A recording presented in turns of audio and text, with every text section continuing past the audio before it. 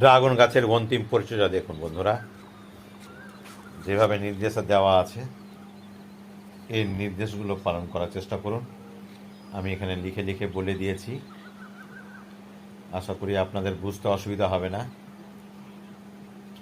দেখতেই পাচ্ছেন কোনটা কাটতে হবে কোনটা কাটতে হবে নিশ্চয়ই পরিষ্কার হয়েছে।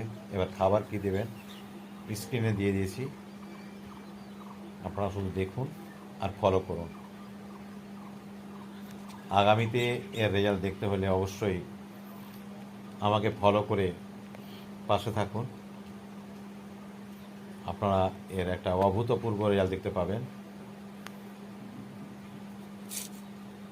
ভালো থাকুন, ধন্যবাদ।